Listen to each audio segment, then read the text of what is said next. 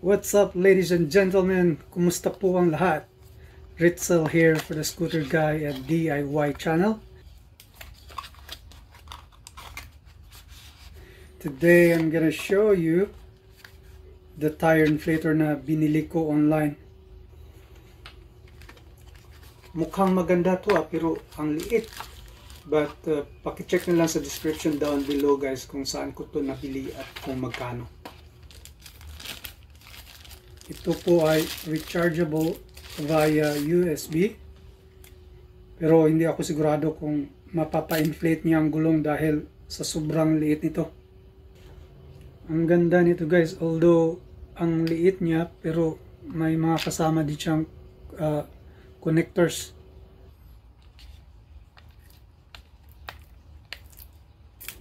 At meron din siyang kasamang antena. Joke lang guys ha. And at the same time, meron din siyang port para pwede kang makapag-charge ng cellphone.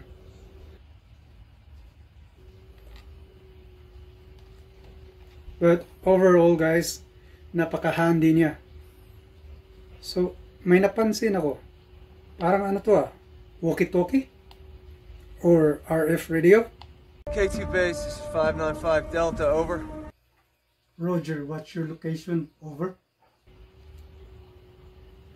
Well, anyway, sabayan nyo ako sa labas guys at nang masubukan natin kung anong maibubuga nito, kung kaya niya bang i-inflate yung gulong. Okay, so let's go. Pero bago ang lahat, i-deflate muna natin itong gulong.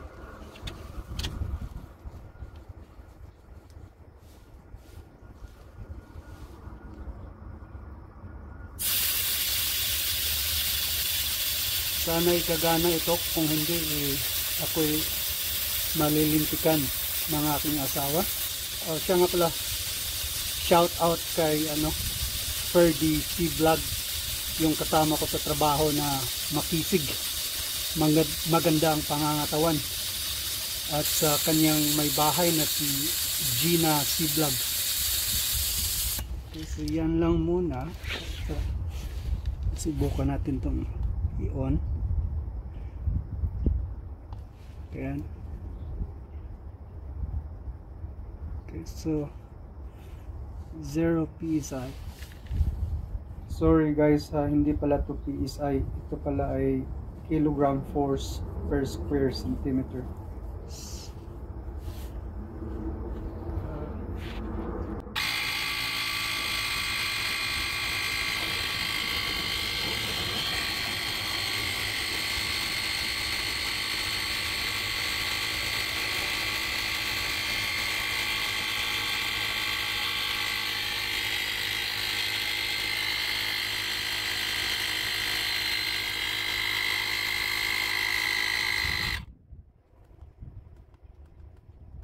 So meron din siyang flashlight at for emergency na strobe light.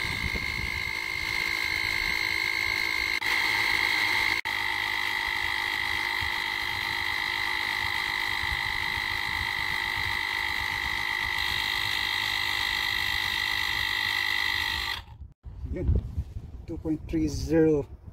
Ang kailangan natin is 2.30 pero meron akong 2.31, so okay to guys. Tapos ang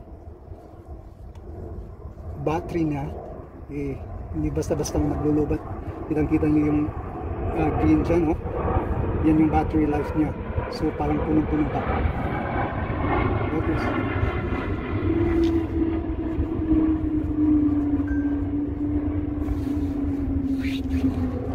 Yes.